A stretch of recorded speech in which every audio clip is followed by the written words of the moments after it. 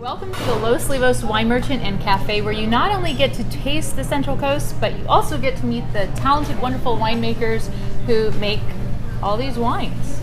So today, I have the honor of interviewing Larry Schaffer with Tercero Wines. Larry's a longtime friend, so I'm very excited about this interview. Larry is our featured winemaker for the month of August, which means all three of these Tercero wines will be on sale for 20% off. So it's a great deal and a great way to taste, have a nice little lineup of Tercero wines. So one of my favorite questions to ask winemakers is, if you can sum yourself up in one word, as far as your personality, who you are, the part of you, the aspect of you that gets infused into these amazing wines, what would that be? Well, since you asked me in advance, I had a chance to think about that, which was good. I would say the one word is curiosity. I would say what drives me is the balance between the known and the unknown. What I love about the fact of what I do is I don't control it all. I guide it, but I don't control it all, and I love that. And if I can add something to that, I would have to say the word that came to me when I was thinking about you and the wines, your wines that I've tasted, is positive. Every time I'm with you, it's like no matter what's going on, you have a positive spin to anything that's going on, and your wines are they're happy wines. So I think, thank you. Personally, I would say that. I didn't tell you to say that, but personally, I think that's definitely what gets infused into these wines. Thank you. What would you say is one of your greatest struggles, challenges as a winemaker? One of the greatest challenges that I have personally is that wine oftentimes is not viewed as what's inside the bottle. It's viewed as everything else. It's viewed as the packaging. It's viewed as the reputation, and the label, and everything else. And I'm really about the process.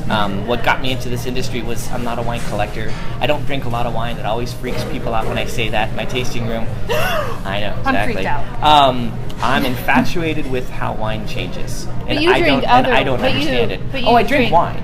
Other wines and compare. I mean, you're like one of the most intellectual winemakers I've met. But I guess the point is that I respect every wine that I drink, and I'm always amazed at how it changes, and I don't understand how it changes. And the only way you get to do that is really to sit back and, one of the things that I've learned by having kids and by making wine is patience is a good thing. And you're oftentimes rewarded with that patience. It's challenging, but for me, I've more often been positively surprised by wines by enjoying them over a longer period of time. So 10 years you've been making wine. Yes. How has what you do or how you understand winemaking and your wines changed in these past 10 years? Now from the first 2 years. Changed radically. I tell people all the time so I went to Davis. I have my master's degree in viticulture and enology. I graduated in 2005, and I use the analogy of a classroom teacher. When you get a teaching degree and you get out of school, you're not a teacher. You're a teacher after you've been in the classroom for a number of years and experienced kind of the ups and downs and the differences of the students coming in, because it's never going to be the same. Winemaking's the same way. So I got out of school, fortunate to work at Parker Winery under the tutelage of Blair Fox and Eli Parker and Brett Escalera and a lot of other people in this area. And I started by kind of following them. And eventually, I found what worked for me, not what I was expected to do.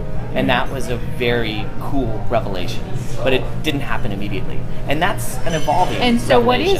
What is that? Like what works for you? What makes you unique as opposed to Blair, who we just had as a featured winemaker a couple months ago? So this is my 10th year making my own wines. And middle of harvest this last year, I was standing on top of a fermenting box, ready to do a punch down. And it was a Saturday morning, and I was supposed to come in twice that day. And I did my first punch down, and I realized my youngest son, Jackson, had a soccer game that afternoon, and I wasn't going to be able to come in. Well, 10 years ago, I would have freaked out and said, well, I got to miss the soccer game because wine. And I realized it's only grapes. It's only wine. I now know kind of where I think I can impart something into it, and where it really doesn't matter. And there's a balance aspect that I think is really important, and I think that only comes from being in this industry for a while, keeping your eyes and ears open, and having an understanding of that. I don't want to say that I make these wines. I guide the wines, but I don't completely make the wines. I just don't think for me, that's right. Great. So what would you say is one of the biggest rewards with making wine And maybe you already touched on that from watching it. I don't know. That sounds like a reward to kind of guide something and then take a sip of it and go, it turned out good. Well, I'd say one of the things that I enjoy most about wine is it becomes time travel. Somebody can try one of my wines and they can smell it, and it can take them 5,000 miles away and 10 years, and it's nothing that I can control. And that happens both in a positive and a negative way. I've had people come into my tasting room, try wine, and go, I don't like it. There was an aroma that brought them back somewhere where they weren't happy with. It doesn't happen as often as people smelling something going, this reminds me of something. Larry's tasting room in Los Olivos, just around the corner from us here at the cafe, often has fresh baked bread as well. That's another thing that Larry's known for. So they don't get to smell the bread necessarily, because you probably bake that at home and then bring it in. But how did that come into your tasting room experience? I'm sure it's one of the most lively tasting rooms with having you there and fresh made bread. And I love transformative processes.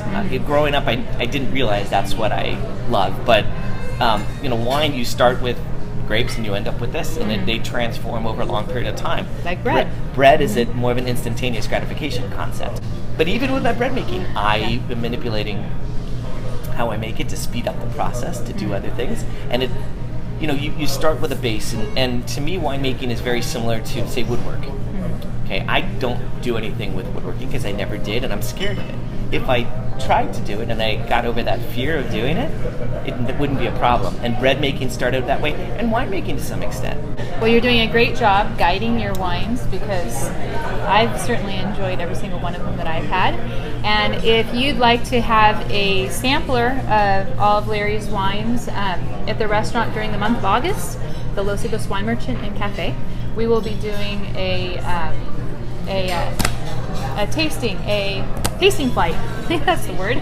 A tasting flight of these three wines, so you can taste them side by side. They will also all three be on sale at 20% off. And the best part of this featured winemakers series thing that we do is you can actually meet Larry in person if you come on, make sure I get the date right, August 26th. For dinner. There's no charge for the event. You just make a reservation for dinner, and Larry will be mingling with guests and pouring his wines. Our specials that night will be created by our chef to actually pair with these three specific wines. And great way to get to know Larry and most of all his delicious wines.